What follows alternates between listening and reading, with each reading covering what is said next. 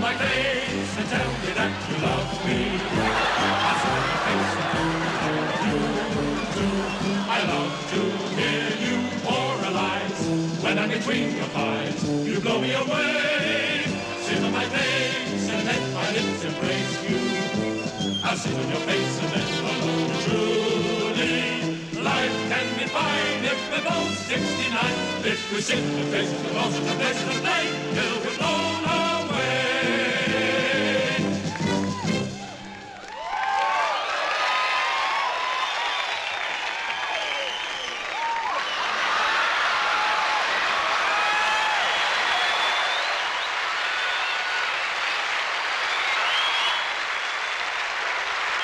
Welcome to the Ronald Reagan Memorial Bowl. Here in the pretty little LA suburb of Hollywood. Well, we're about to witness all in wrestling. Brought to you tonight, ladies and gentlemen, by the makers of Scum. The world's first ever combined hair oil, foot ointment, and salad dressing. And the makers of Titan, the novelty nuclear missile. You never know when it'll go off. Surprise your friends, amuse your enemies. Start the party with a bang. Introducing, ladies and gentlemen, tonight, all the way from a mud wrestling tour of the OPEC countries. In the red corner, Colin Bomba Harris. And ladies and gentlemen, in the blue corner, all the way from a mud wrestling tour of the OPEC countries, Colin Bomba Harris. Well, now, ladies and gentlemen, this is the first time that Colin Bomba Harris has met himself. A few formalities now, any moment round. We'll be ready for the start of round one. There goes the bell. Colin moves to the middle of the ring there. He's looking for an opening. Going for the handhold. He's got it. Into the head squeeze. The head squeeze there. Favourite move of Colin's in the opening station. Flying there. And already Colin is working on that weak left knee of his. The half Nelson there, and a Philadelphia half Lotus. And Colin bit himself on purpose there, and he has been given a public warning by the referee, and Colin did not like that one little bit. Forearm. Double overhead nostril. A back kick. And into the Boston crayfish. No, it's a crawfish. Or is it a longestine? No, it's the longestine. A lovely move there. He's caught himself by surprise, and that is it. The first fall to Colin Bomba Harris. Well, a lovely move there. And Colin must be pretty pleased with himself for having caught himself out with that one. And a forearm chop. A strawberry whip. A vanilla whip. A chocolate whip. There it is, Colin's most famous hold. The one-leg over-shoulder Jerry Ford. And Colin's in real trouble. He's just made it to the rope. Just a little lucky there, I feel. There it is. A double Edie Gourmet. Should be able to twist out of this. And he does, but he's looking pretty groggy. And I think he's caught himself there with two forearm smashes, and that is it. Colin Bomba Harris has knocked himself out. And so he is the winner. And he goes on next week to meet himself in the final.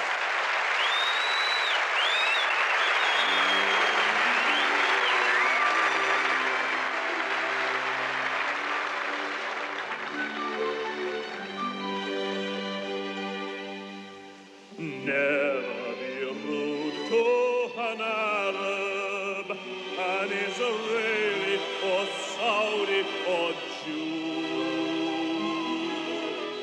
Never be rude to an Irishman, no matter what you do. Never poke fun at a nigger.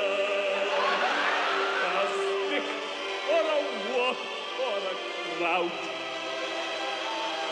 and never put.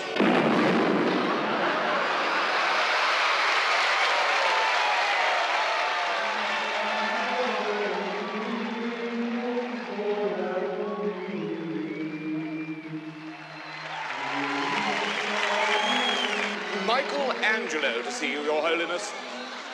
Who? Michelangelo, the famous Renaissance artist whose best-known works include the ceiling of the Sistine Chapel and the celebrated statue of David. Very well. In 1514, he returned to Florence All and right, that's enough. They've got it now. Oh. Good evening, Your Holiness. Evening, Michelangelo. I want to have a word with you about this painting of yours, The Last Supper. Oh, yeah?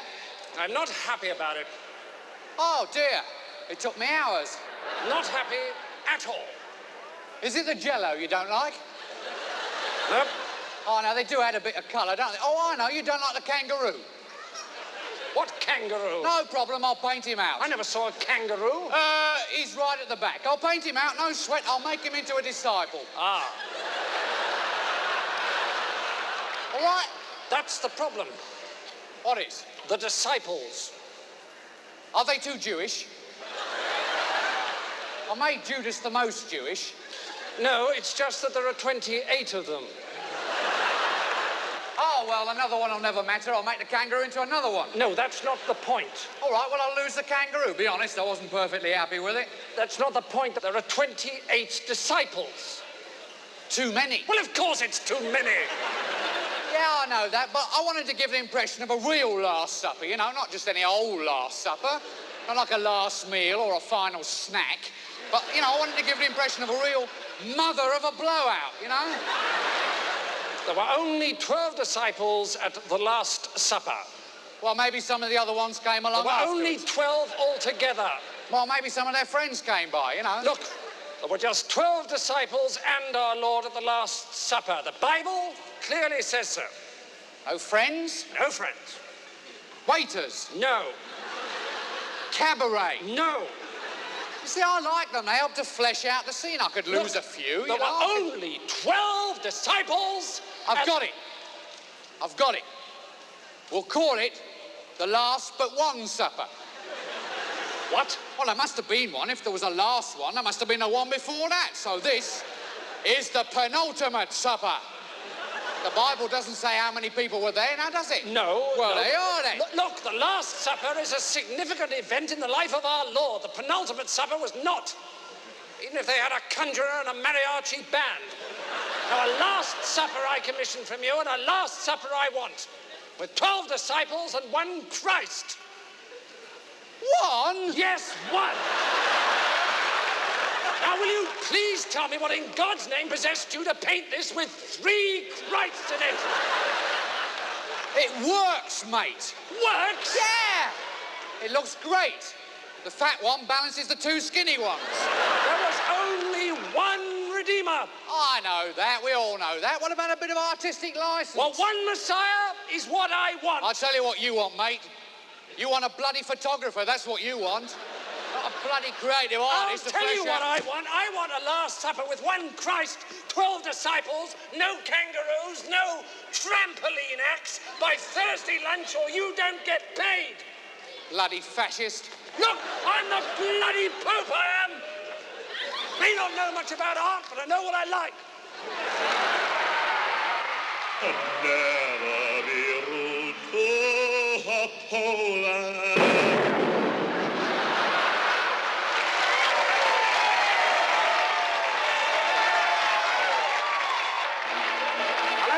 Welcome to Munich for the 27th City Olympiad, an event held traditionally every 3.7 years, which this year has brought together competitors from over 4 million different countries. And here we are at the start of the first event of the afternoon, the second semi-final of the 100 yards for people with no sense of direction.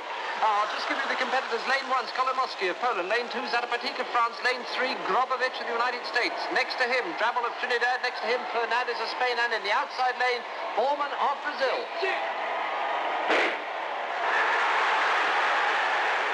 Well, that was fun, wasn't it? And now over to the other end of the stadium. And here we're just waiting for the start of the 1,500 meters for the deaf. And they're under starters' orders. Well, we'll be coming back the moment there's any action. And now over to the swimming. And you join us here at the Bundes Absurd Pool just in time to see the start of the 200 meters freestyle for non-swimmers. Watch for the tough Australian champion Ron Barnett in the second lane.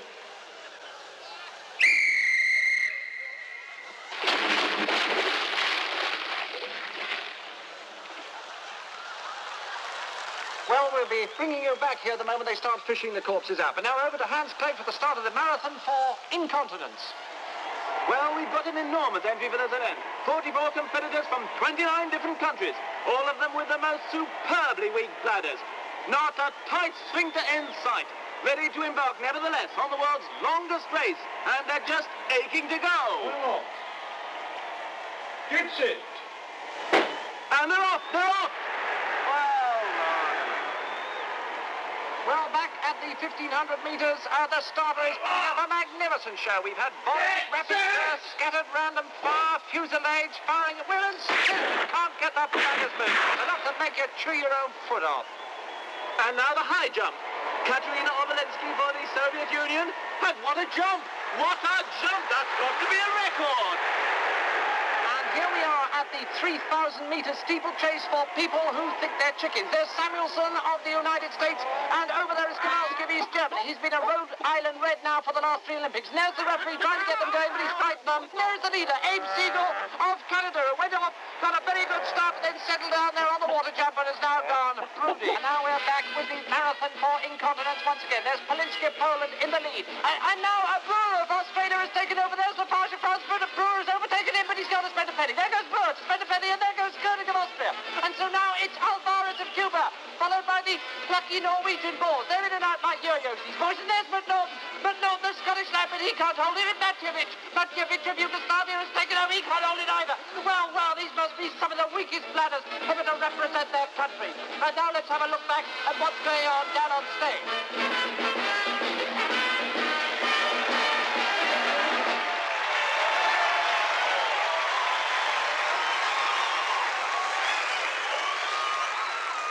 Good evening, ladies and Bruces. Hi, Bruce. G'day, Bruce. Hiya, Bruce. Who's all this lot, Bruce? It's very nice to be here at the Hollywood Bowl this evening. We're all philosophy professors from the University of Woolloomooloo, Australia. Australia. We love you. I teach Hegelian philosophy. Bruce here teaches Aristotelian philosophy. And Bruce here is in charge of the sheep dip. Bloody difficult work, I tell you.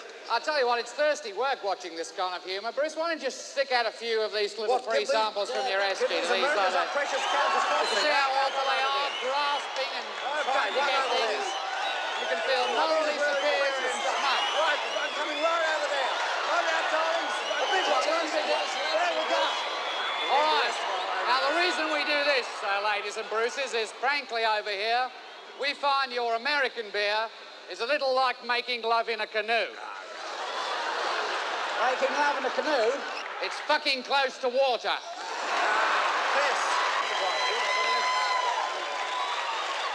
Well, now, we're going to try and raise the tone a little here by singing a nice intellectual song for those 2 or 3 of you in the audience. Right. Who understand these things. So, here we go. Immanuel Kant was a real pissant who was very rarely stable. Heidegger was a boozy beggar who could think you under the table. David Hume could out-consume Schopenhauer and Hegel. And Wittgenstein was a beery swine who was just as sloshed as Schlegel. There's nothing Nietzsche couldn't teach about the raising of the wrist. Socrates himself was eminently pissed. Just, How'd you like that, all right? let's hold it a second. I can see some of these Bruces are in a bit of a playful mood tonight. You know, Bruce?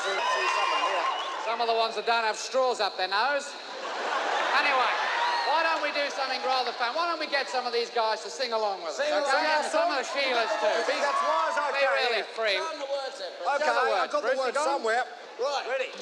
Immanuel Kant was a real pissant who was very rarely stable. Heidegger was a boozy. They're a typical Hollywood audience. Right. All the kids are on drugs and all the adults are on roller skates. Very philosophical, Bruce. I like it. Have we got anything bigger to put the words up for these rather short-sighted people?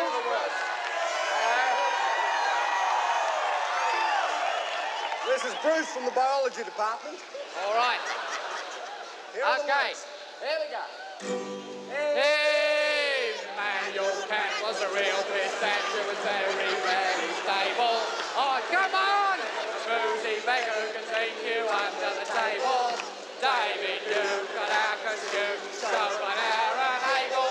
And Wittgenstein was a beery swan who was just as lost as stable. There's nothing teacher couldn't teach about the raising of the wrist. Socrates himself was permanently pissed. He just the pill of his own free will on half of one and he was particularly ill. Plato, they say, could stick it away. Half a credit whiskey every day. Aristotle was a bugger for the bottle. Hobbes was fond of his dram.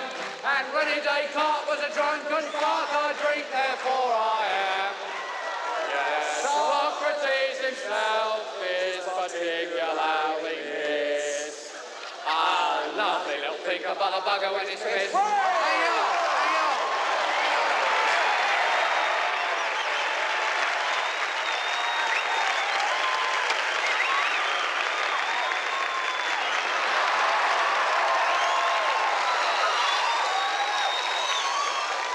Good morning. I'm sorry to have kept you waiting, but I'm afraid my walk has become rather silly recently, so it takes me longer to get to the office.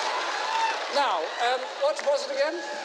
Well, sir, I have got a silly walk, and I'd like to obtain government backing to help me develop it. I see. Well, may I see this silly walk of yours? Yes, certainly.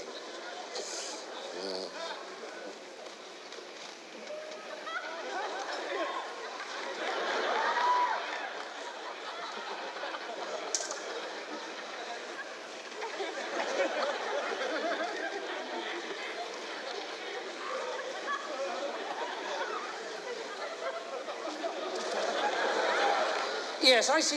That's it, is it? Well, yes, that's it. Yes. It's not particularly silly, is it? I mean, the left leg isn't silly at all, and the right leg merely does a forward Errol O'Brien half-turn every alternate step. Yes, but I feel with a federal grant, I could make it a lot more silly. Mr. Stagbacker, the very real problem is one of finance. You see, there's defence, education, housing, health, social security, silly walks. They're all supposed to get the same. But last year, the government spent less on silly walks than it did on industrial reorganisation. We're supposed to get £348 million a year to cover our entire silly walks programme. Coffee? Yes, please.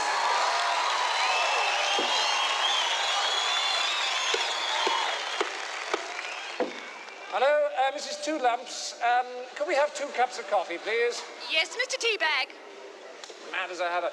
You see, the Israelis already have a man who can take his own left leg off and swallow it with every alternate step.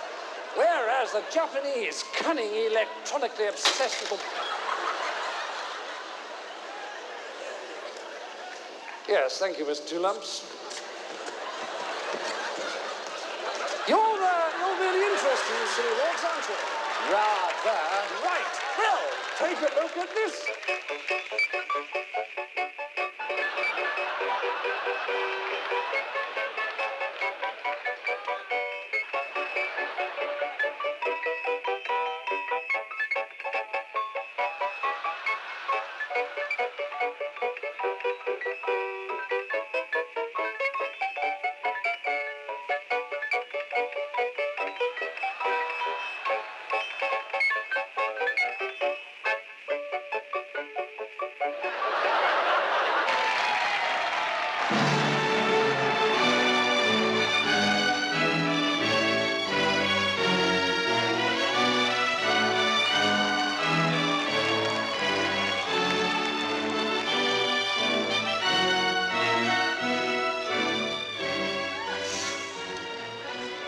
I've had a bitch of a morning in the High Court. I could stamp my little feet the way those councillors carry on. Oh, don't I know it, love? Oh, dear. Objection here, objection there. And that nice policeman giving his evidence so well. Beautiful speaking voice. And what a body. Oh, yeah. Really. Well, after a bit, all I could do was bang me gavel. You what, love? I banged me gavel. Oh, get away. I did. Oh. I did my silence in court bit. Oh, yes. If looks could have killed, that prosecuting counsel would have been in for 30 years. How did your summing up go? Actually.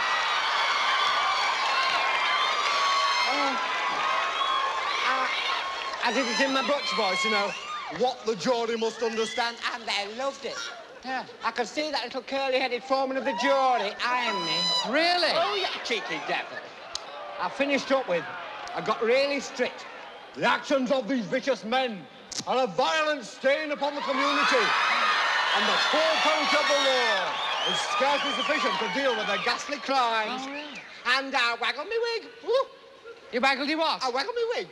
Really? That was the only thing I waggled. Oh. Ever so slightly. Stunning effect. Oh. Anyway, I gave him 3 years. He only took 10 minutes. Well, as I said to Melvin Belly the other day, you know, Right. you can put it in the hand of your attorneys, but it'll never stand up in court.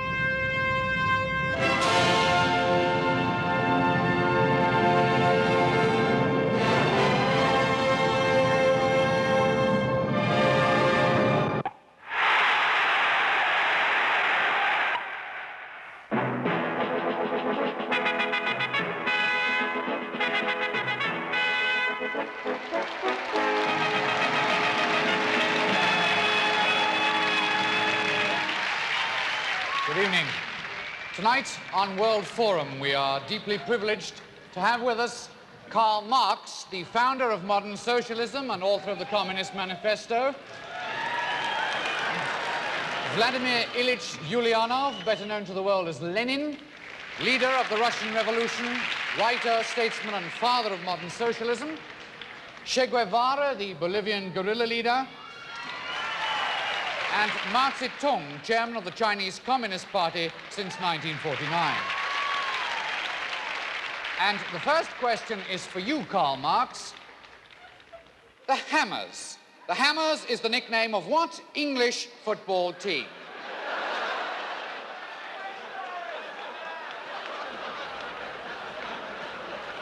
The Hammers.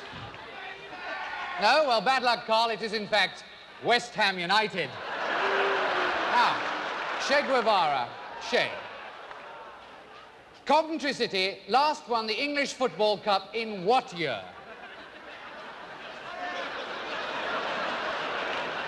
No, I can throw the question open. Anybody else?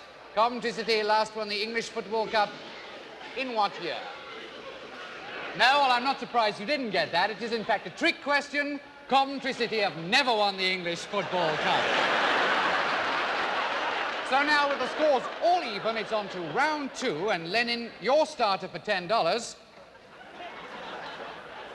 Jerry Lee Lewis has had over 17 major solid gold hits in the US of A.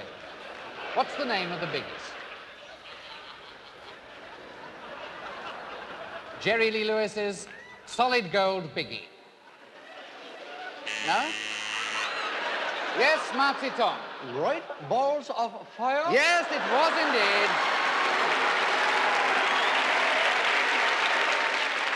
Very well challenged. Well, now we come on to our third round. Our contestant tonight is Karl Marx, and our special prize is this beautiful lounge suite. Now, Karl has elected to answer questions on workers' control of factories, so here we go with question number one. You nervous, Karl? Just a little. Well, never mind, Karl. Have a go. The development of the industrial proletariat is conditioned by what other development? The development of the industrial bourgeoisie. Good, yes, it is indeed. Well done, Karl.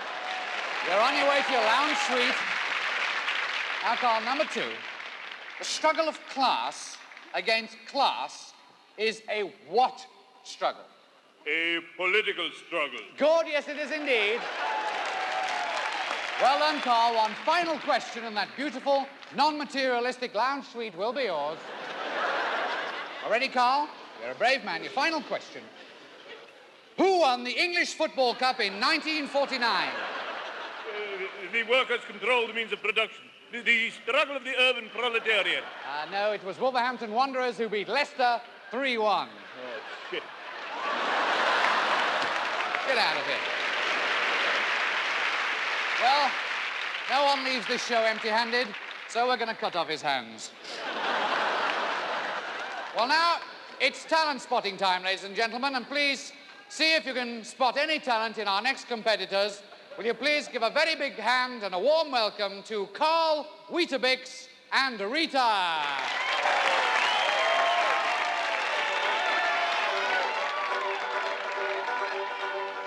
I'm the urban spaceman, baby. I've got speed.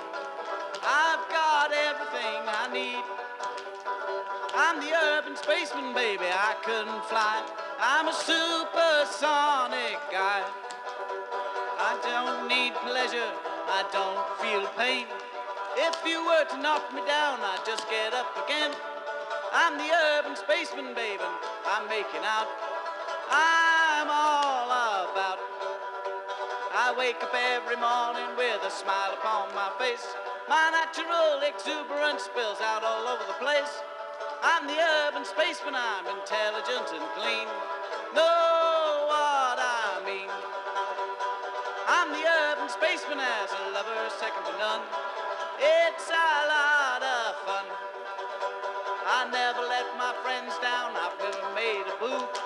I'm a glossy magazine, an advert on the tube. I'm the urban spaceman, baby. Here comes the twist. I don't exist.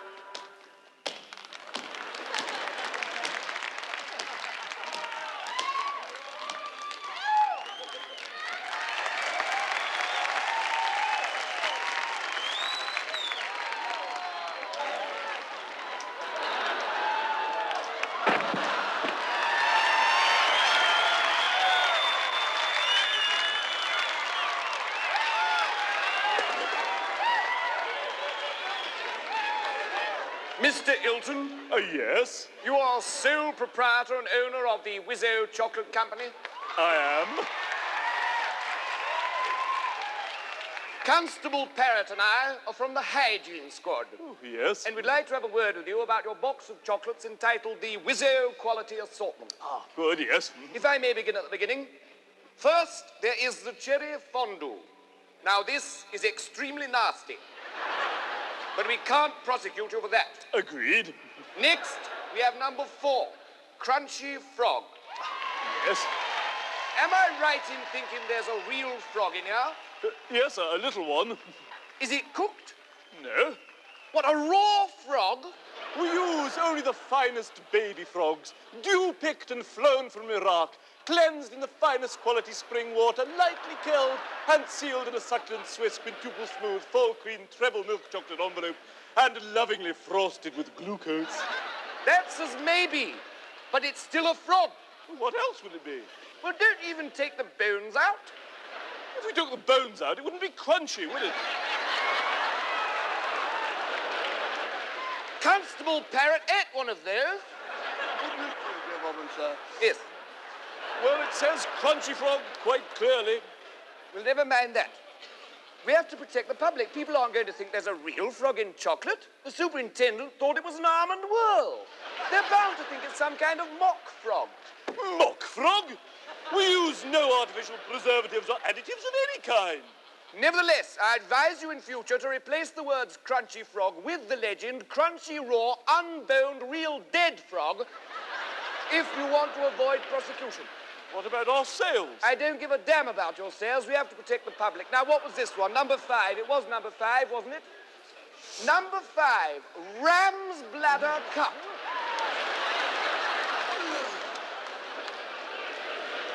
Now, what kind of confection is this? We use choicest juicy chunks of fresh Cornish ram's bladder, emptied, steamed, flavoured with sesame seeds, whipped into a fondue, and garnished with lark's vomit. Lark's vomit? Correct. It doesn't say anything down here about lark's vomit. Yes, it does. On the bottom of the box after monosodium glutamate. I hardly think this is good enough. It would be more appropriate if the box bore a big red label warning lark's vomit. Our sales would plummet. Well, why don't you move into more conventional areas of confectionery like praline or lime cream, a very popular flavour, I'm led to understand, or strawberry delight? I mean, what's this one? Cockroach cluster. And this anthrax ripple.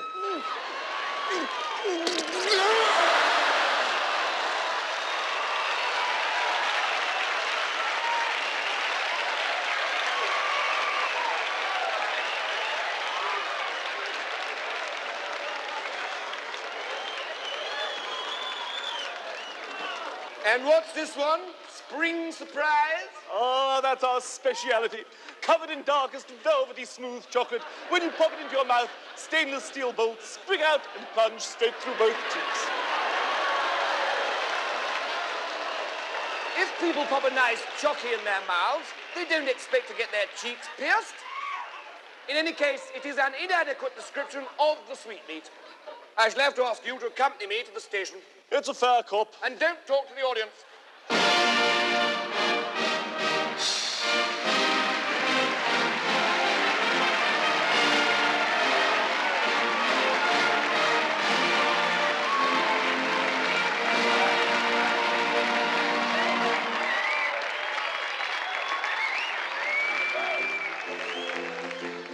Albatross. Albatross. Albatross.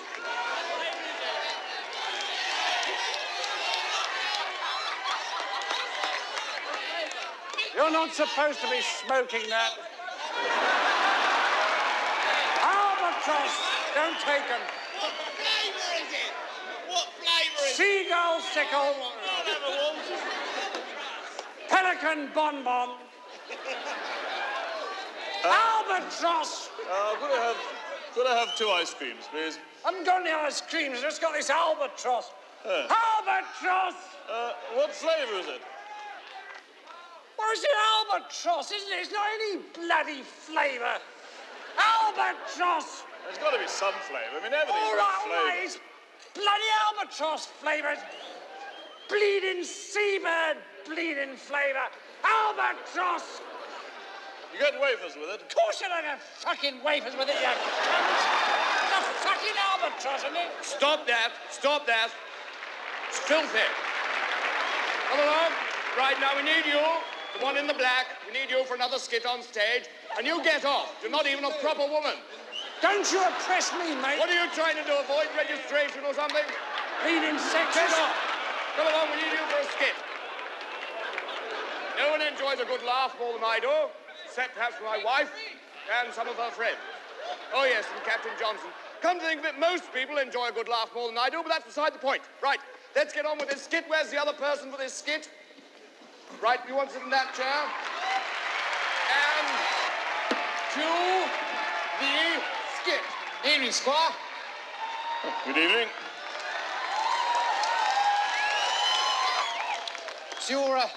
Is your wife a goer, eh? Know what I mean? Know what I mean? Nudge, nudge, know what I mean? Say no more.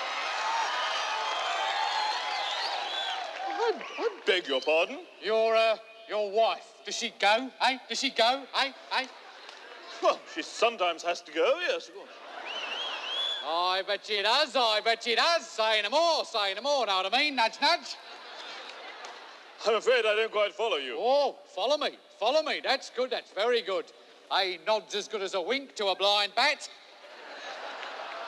Are you selling something? Selling, very good indeed. You're wicked, you are, eh? Wicked, eh? Woo! Wicked. Say no more. But I... So your wife's interested in sport, eh? Oh, she likes sport, yes. I bet she does, As a matter of fact, she's very fond of cricket. She likes games, eh? Likes games. Knew she would. She's been around a bit, eh? She been around? Oh, she has travelled, yes. She's from Glendale.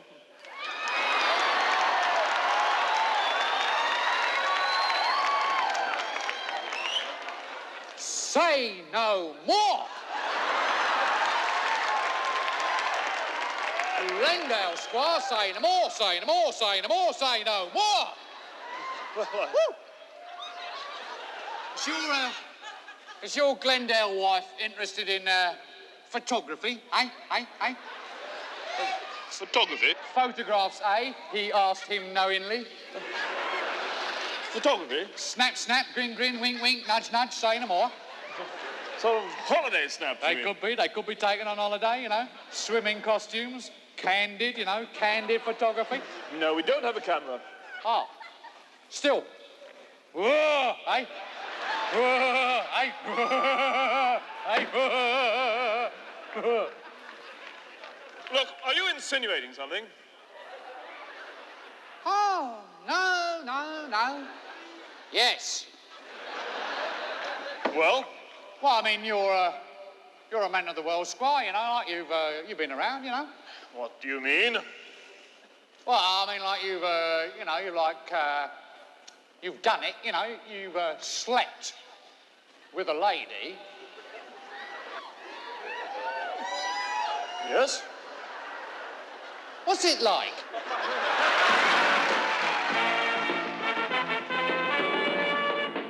Good afternoon and welcome to a packed Olympic Stadium München for the second leg of this exciting final. And here come the Germans now, led by their skipper, Nobby Hagel. They must surely start favourites this afternoon. They've certainly attracted the most attention from the press with their team problems. And let's now see their lineup. The Germans playing 4-2-4, Leibniz in goal, back four, Kant, Hegel, Schopenhauer and Schelling, front runners Schlegel, Wittgenstein, Nietzsche and Heidegger, and the midfield duo of Beckenbauer and Jaspers. Beckenbauer obviously a bit of a surprise there. And here come the Greeks, led out by their veteran centre-half, Heraclitus. Let's look at their team. As you'd expect, it's a much more defensive lineup. Plato's in goal, Socrates a front runner there, and Aristotle as sweeper. Aristotle very much the man in form. One surprise is the inclusion of Archimedes. Well, here comes the referee, Kung Fu Tzu Confucius and his two linesmen, St. Augustine and St. Thomas Aquinas.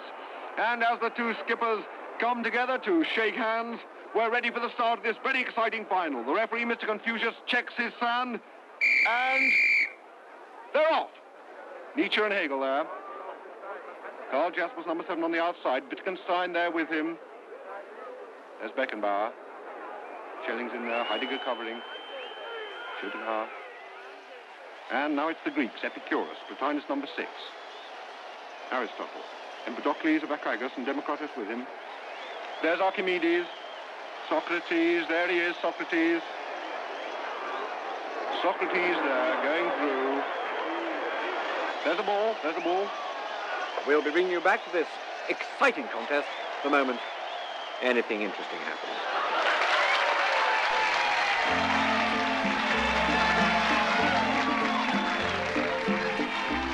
Very possible, Lizzie. Very possible. All right. A good glass of Chateau Le Chasteler, eh, Josiah? Oh, you're right there, Obadiah. All right. Who would have thought 30 years ago we'd all be sitting here drinking Chateau de Chastelet, eh? Them days, we're glad to have the price of a cup of tea. All right, a cup of cold tea. Without milk or sugar. Or tea. In a cracked cup and all. Oh, we never used to have a cup. We used to have to drink out of a rolled-up newspaper. The best we could manage was to suck on a piece of damp cloth. But you know, we were happy in those days, although we were poor.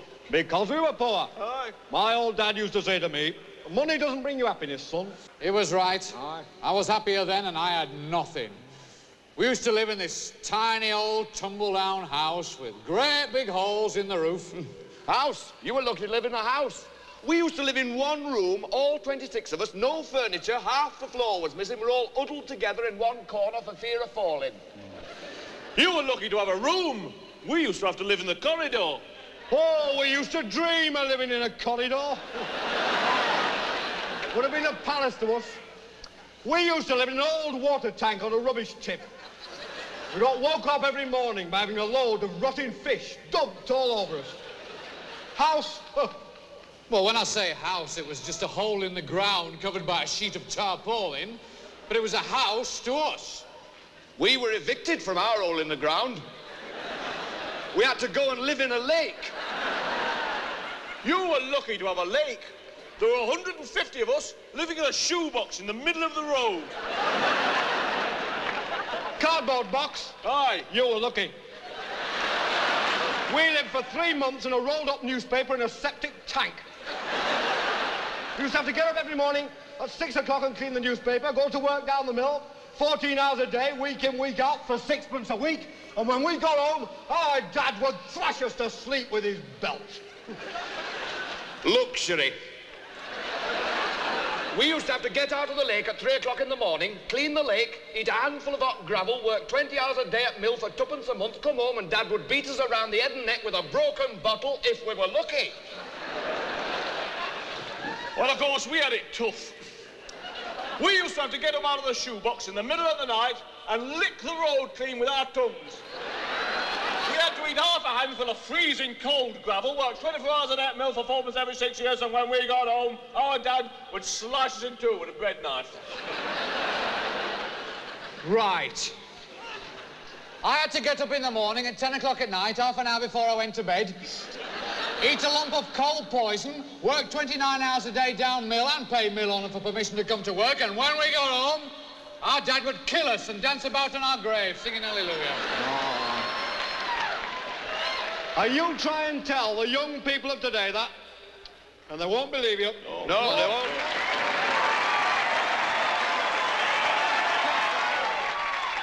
Well, there may be no score, but there's certainly no lack of excitement here. As you can see, Nietzsche has just been booked for arguing with the referee. He accused Confucius of having no free will, and Confucius, he say, name go in book. And this is Nietzsche's third booking in 4 games. And who's that? It's Karl Marx. Karl Marx is warming up. It looks as though there's going to be a substitution on the German side. Obviously, manager Martin Luther has decided on all-out attackers. Indeed, he must, with only 2 minutes of the match to go. But the big question is, who is he going to replace? Who's going to come off? It could be Jaspers, Hegel, or Schopenhauer. But it's Wittgenstein who saw his auntie only last week. And here's Marx. Let's see if he can put some life into this German attack. Evidently not. What a shame. Well, now, with just over a minute left, the replay on Tuesday looks absolutely vital. And there's Archimedes, and I think he's had an idea. Eureka! Archimedes out Socrates. Socrates back to Archimedes. Archimedes out to Heraclitus. He beats Hegel. Heraclitus, a little flick.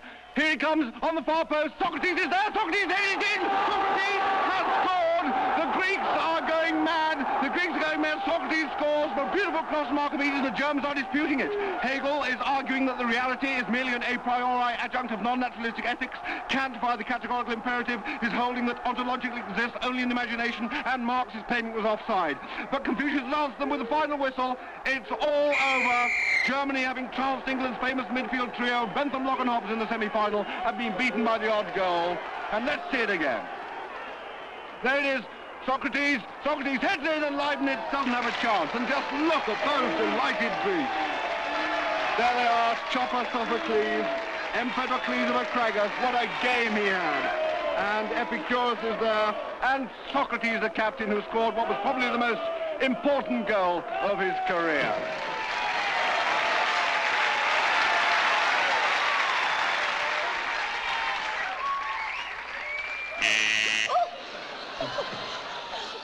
Good afternoon, sir. May I help you?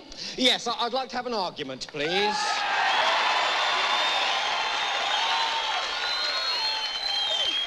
Certainly, sir. Have you been here before? No, this is my first time. I see. Well, do you want to have just one argument, or were you thinking of taking a course? Well, what is the cost? Yes, it's £1 for a 5-minute argument, but only £8 for a course of 10. Well, I think I'll just try the one and see how it goes from there. Fine. Ah, yes. Try Mr. Barnard, room 12. Oh, thank you very much. What do you want? Well, I was told Don't give me that, you snotty-faced heap of parrot droppings. What? Shut your festering gob, you tit. Your type make me puke, you vacuous, toffee-nosed, malodorous pervert. Listen, I came here for an argument. Oh, I'm sorry, but this is abuse. Oh, I see. Oh, terribly sorry. No, you want room 12A next door. Oh, I see. Thank you very much. Not at all. Stupid git. Is this the right room for an argument? I've told you once. No, you haven't. Yes, I have. When? Just now. No, you didn't. Yes, I did. You didn't? I did. No, you didn't. I'm telling you I did. You most certainly did One not. moment. Is this the 5-minute argument or the full half hour? Oh, I see. Just the 5 minutes. Just the 5 minutes. Right. Thank you. Anyway, I did. Oh, no, you didn't. Now, let's get one thing absolutely clear. I most definitely told you. No, you didn't. Yes, I did. No, you didn't. Yes, I did. No, you didn't. Yes, I did. No, you didn't. Yes, I did. No, you didn't. Yes, I No, did. you didn't. Yes, I No, you did. didn't. Yes, No, you didn't. Yes, No, I you did. didn't. Yes, No, I you did. didn't. Yes, No, I did. look, this isn't an argument. Yes, it is. No, it isn't.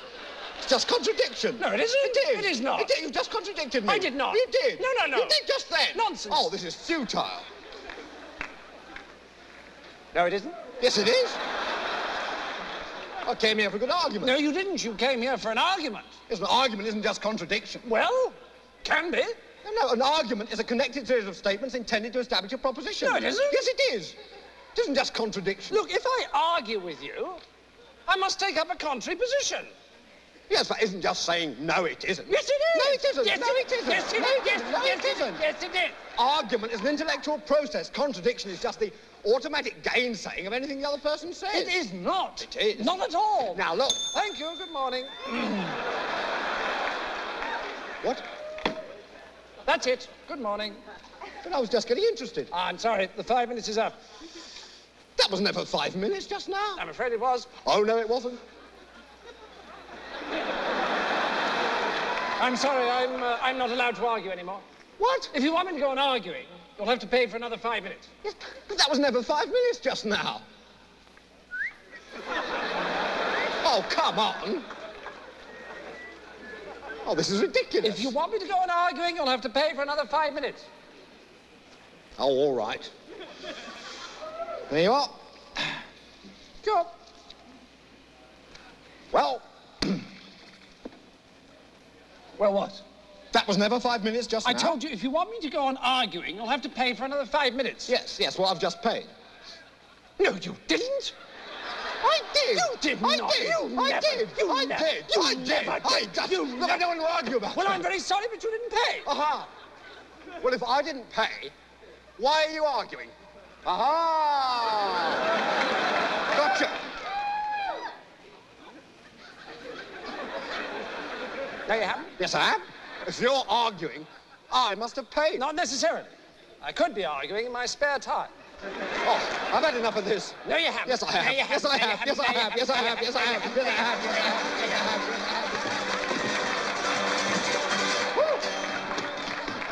I have.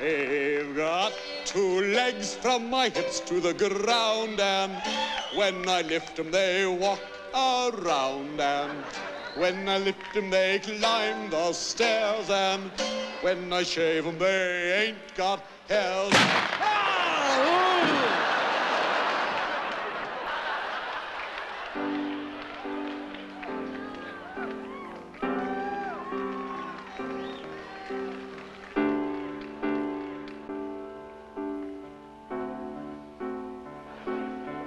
How sweet to be an idiot, as harmless as a cloud, too small to hide the sun, almost poking fun at the warm but insecure, untidy crowd. How sweet to be an idiot and dip my brain in joy, children laughing at my back with no fear of attack, as much retaliation as a toy. How sweet to be an idiot, how sweet.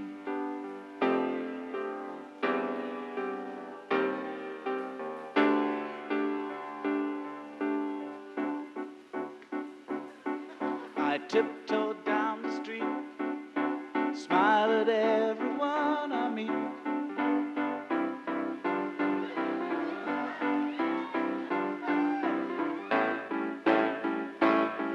But suddenly a scream smashes through my dream.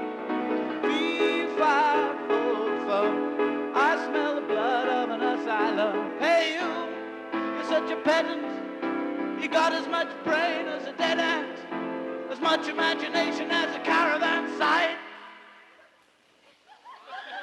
But I still love you, still love you. Ooh, how sweet to be an idiot. How sweet, how sweet, how sweet.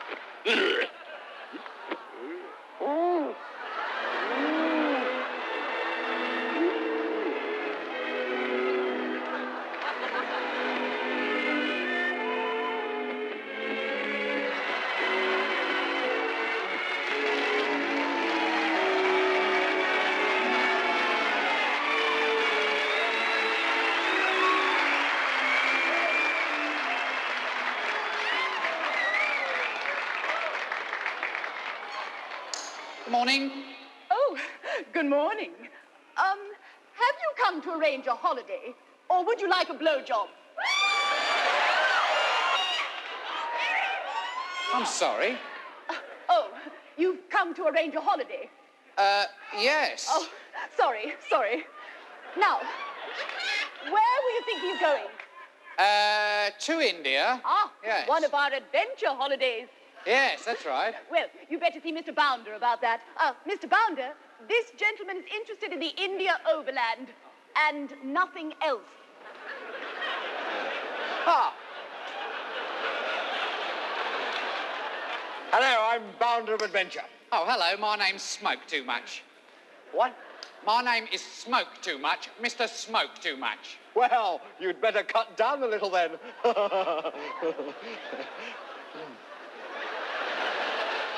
I'm sorry. You'd better cut down a little then. Oh, I see. I smoke too much, so I'd better cut down a little then. Yes. Oh, I expect to get people making jokes about your name all the time, eh? No, actually, it never struck me before. Smoke too much. Anyway, you're interested in one of our holidays, are you? Yes, that's right. I saw your advert in the Blassified ads. The what? In the Times Blassified ads. The Times classified ads? Yes, that's right. I'm afraid I have a speech impediment. I can't pronounce the letter B. C. Yes, that's right, B. It's all due to a trauma I suffered when I was a schoolboy. I was attacked by a Siamese bat. A Siamese cat. No, a Siamese bat. They're more dangerous. Listen, can you say the letter K? Oh, yes. Khaki, Kettle, Kipling, Khomeini, Kellogg's Born Flakes. Well, why don't you say the letter K instead of the letter C? What, you mean pronounce Blassified with a K? Yes, absolutely. Classified. Good. Oh, it's very good. I never thought of that before. What a silly bunt. Now then, about the holiday. Yes, I've been on package stores many times before, so your advert really bought my eye. Good, jolly good. You're quite Well, right. What's the point of going abroad if you're just going to be treated like a sheep? Carted around in buses, surrounded by sweaty, mindless hosts from Ketchen and Boventry. Absolutely. Their Bloth Baps and their Bardigans and their transistor radios complaining about the tea, or they don't make it properly, do they? and stopping at endless Majorcan bodegas selling fish and chips and Watney's Red Barrel and calamaris and two veg, and sitting in their cotton sun frocks squirting Timothy White sun cream all over their puffy, raw, swollen, purulent flesh because they overdid it on the first day. Yes, I know just what you mean. Now, what being we offer herded is a into wilderness hotel Miramars and Bellevues, Continentals with their international luxury modern roomettes, Oh, yes. and swimming pools full of draft Red Barrel and fat German businessmen pretending to be acrobats and forming pyramids and frightening the children and Yes. barging into the queues. Oh, yes. And if you're not at your table spot on Yes. 7, you miss your bowl of Campbell's cream of mushroom soup. It's the first item in the menu of international cuisine. Absolutely. Now, every what we Thursday have is night, a- there's bloody cabaret in the bar, featuring some tiny emaciated dago with 9-inch hips, and some fat bloated tart with her hair brill cream down and a big arse presenting flamenco for foreigners. Will you be quiet, please? And have an idle typist from Birmingham with flabby white Will legs you and be quiet? diarrhea, trying to pick up hairy, bandy-legged what waiters call Manuel. Be quiet. And once a week, there's an excursion to local Roman remains where you can buy cherryade Will and you- melted ice cream. Will you be quiet? And bleeding Watney's Red Barrel. Shut up. Then one night, they take you to a typical restaurant with local Shut up. atmosphere and colour.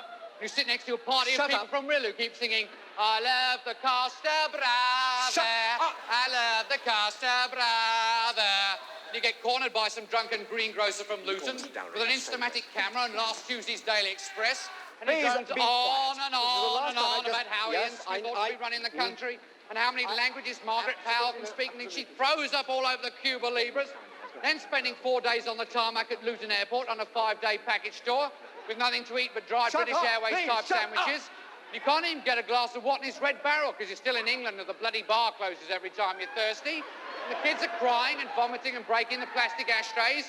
They keep telling you it'll only be another hour, but you know damn well your plane is still in Iceland. Have to come back and take a party of take a party of sweet Yugoslavia before you load you up at 3 a.m. in the morning. And then you sit on the tarmac for 4 hours because of unforeseen difficulties, i.e. the permanent strike of air traffic control over Paris. When you finally get to Malaga Airport, everybody's queuing for the bloody toilets and queuing for the bloody armed customs officers and queuing for the bloody bus that isn't there, waiting to take you to the hotel that hasn't yet been built. When you finally get to the half-built Algerian ruin, call the Hotel del Sol, by paying half your holiday money to a licensed bandit in a taxi, there's no water in the pool, there's no water in the bog, there's no water in the tap, there's only a bleeding lizard in the B-day, and half the rooms are double booked, and you can't sleep anyway because the permanent 25s are in the foundation to the hotel next door. Meanwhile, the Spanish National Tourist Board promises you the raging cholera epidemic is merely a mild outbreak of Spanish tongue-eat, rather like the previous outbreak in 1660, even the bloody rats are dying from it. As early as the late 14th century, or indeed as late as the early 14th century, the earliest forms of jape were divisible... Meanwhile, the bloody guard here are busy arresting 16-year-olds for kissing in the street and finding on the last day in the airport lounge. Everybody's buying little awful horrid donkeys with their names on and bullfight posters with their own names on, like Antonio Ortiz, Mr. Brian Fuels in Norwich. And then finally, when you get to bloody Luton, you're fog bound for bloody 4 hours till the final plane has to take you back to Manchester. And when you finally get to Manchester, there's only another bloody bus that you have to wait 16 hours for.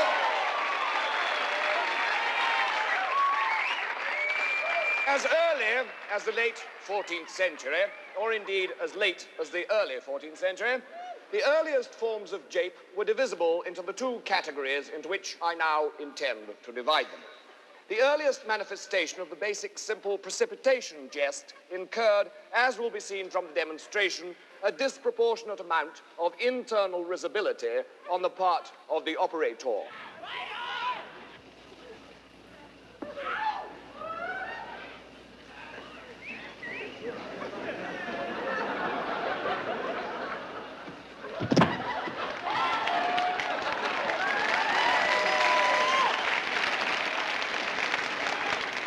Secondary precipitation occurs when both protagonist and dupe are located indoors. It is true, however, that this has involved the development of a special piece of machinery. But it is still no more than a simple variation of primary precipitation.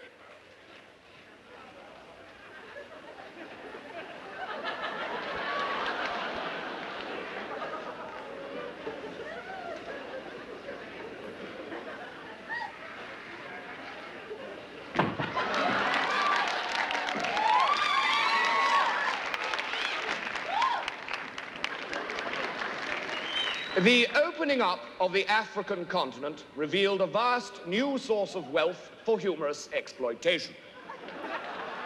We are to see demonstrated how this was adapted to the basic precipitation jape.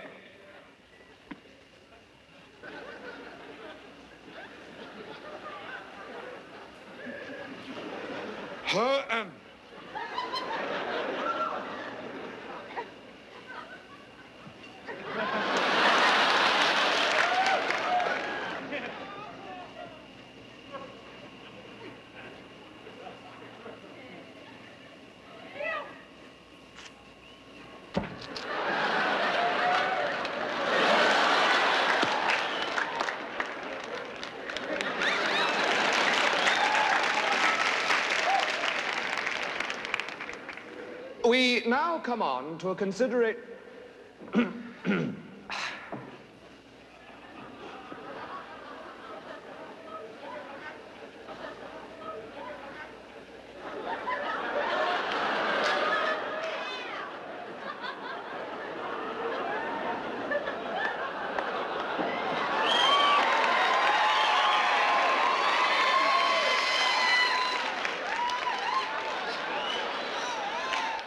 We now come on to a consideration of the more sophisticated transitive mode of japing, in which, as you will observe, the operator, or inceptor, remains totally unaware of the humorous implications of his action.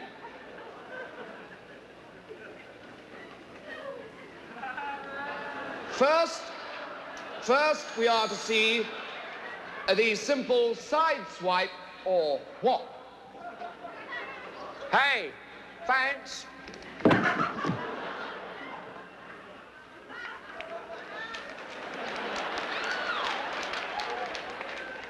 Next, the side swipe and return. Hey, thanks.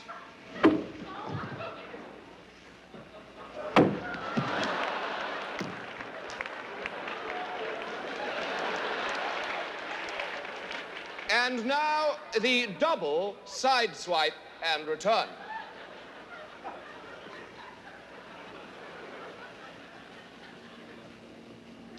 Hey, Vance.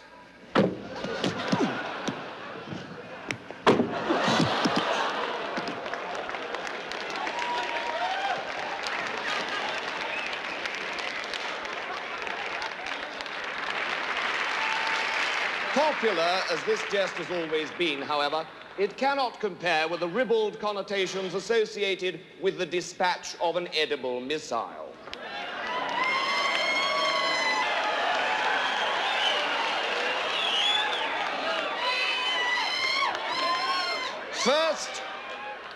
First, the simple, straightforward, offensive deposit.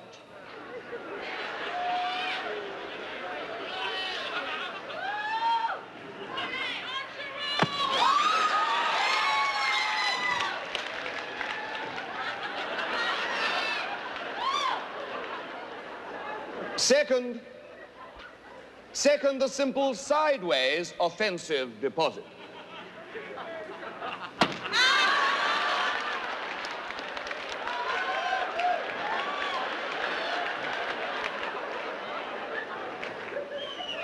Next, the simple surprise deposit.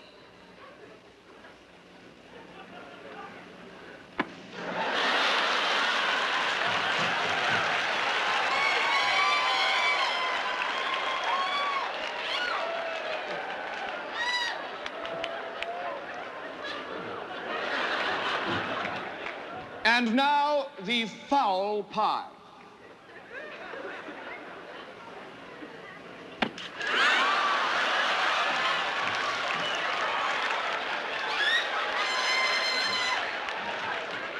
Could we have new pies, please?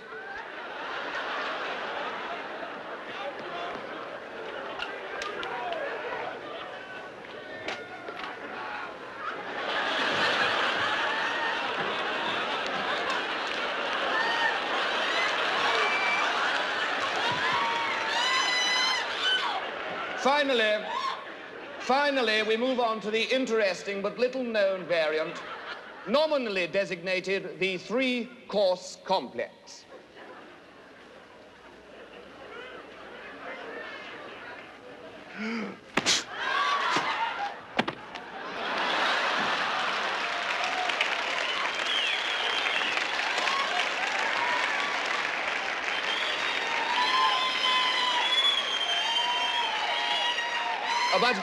But finally, we must not forget the enjoyment, the satisfaction, and the edification to be derived from the simple, straightforward, sideways, completely unexpected deposit.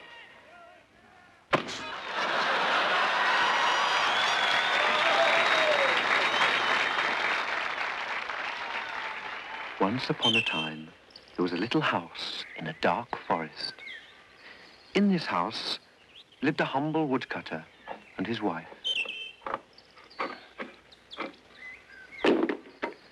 And their pretty daughter, Little Red Riding Hood.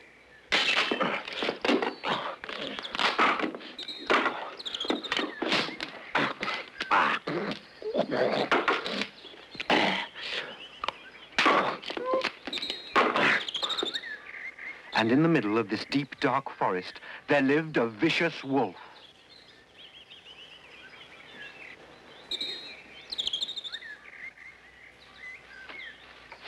One day, Little Red Riding Hood set off to take some things to her old grandmother, who lived deep in the forest.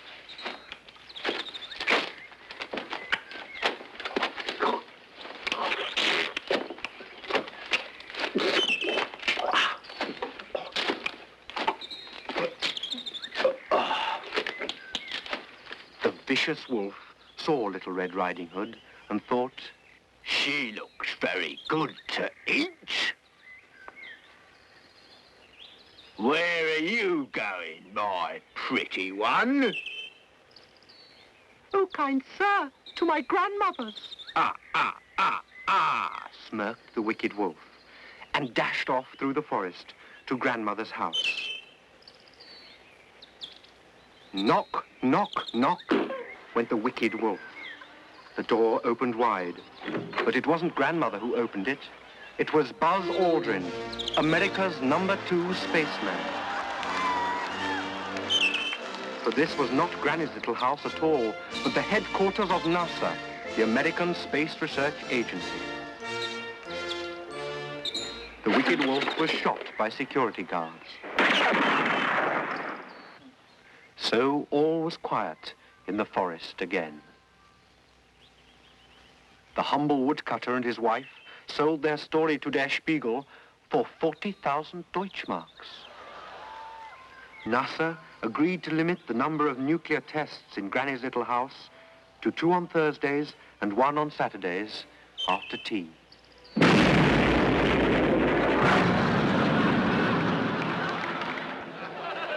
Liberal rubbish! What do you want with your jugged fish, Klaus? Pardon my white-thighed plum? What do you want with your jugged fish, you cloth-eared git? Halibut. The jugged fish is halibut. All right. Well, what fish do you have that is not jugged? Rabbit. What, rabbit fish? Oh, I saw it covered in fur. Well, is it dead? Well, it was coughing up blood last night. All right, I'll have the dead, unjugged rabbit fish. One dead, unjugged rabbit fish later. Appalling. Oh, you're always complaining. What's for afterwards? Well, there's a rat pie, a rat pudding, rat sorbet, or strawberry tart. Strawberry tart? Well, it's got some rat in it. How much? 6. Rather a lot, really. I'll have a slice without so much rat in it. One slice of strawberry tart without so much rat in it later. Appalling. No! Hello, Mum. Hello, Dad. Hello, son. There's a dead bishop on the landing. Where's he from? What do you mean? What's his diocese? Well, he looked a bit Canterbury-ish to me. I'll go and have a look. I don't know who keeps bringing them in here. Well, it's not me. I put 3 out by the trash cans last week, and the garbage men won't touch them. It's the Bishop of Leicester, How do you know? tattooed on the back of his neck. I think I better call the police. Shouldn't you call the church? Call the church police. A good idea. The church police. Hello.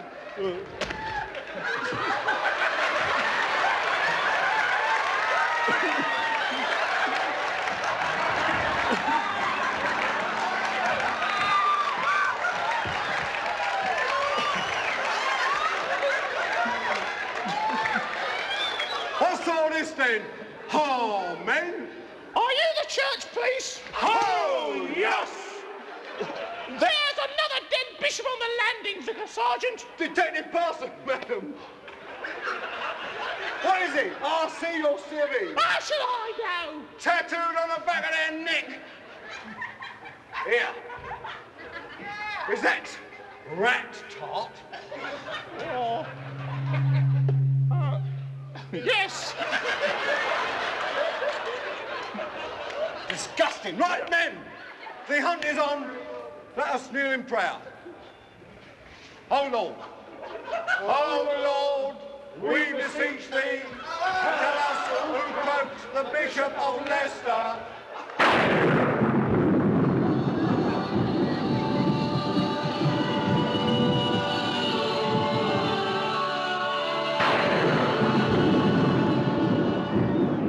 The one in the race says he done it.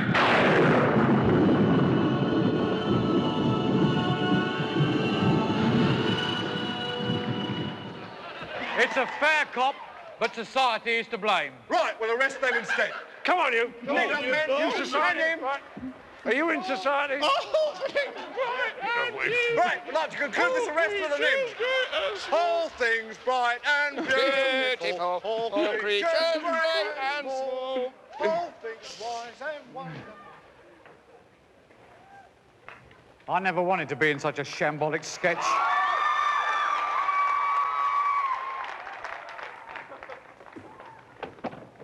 I always wanted to be a lumberjack.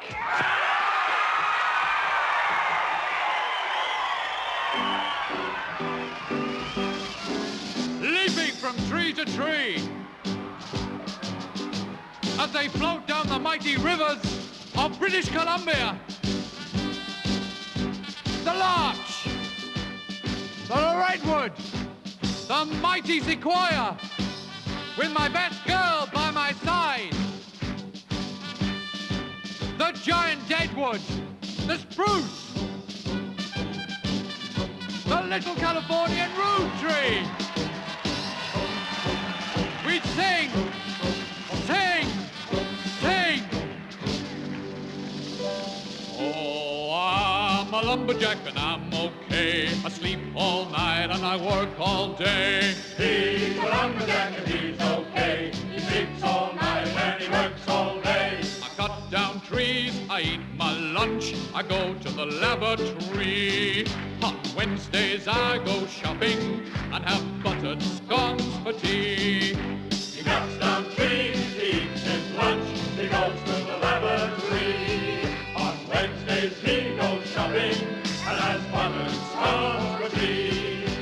I'm a lumberjack and I'm okay. I sleep all night and I work all day. I cut down trees, I skip and jump.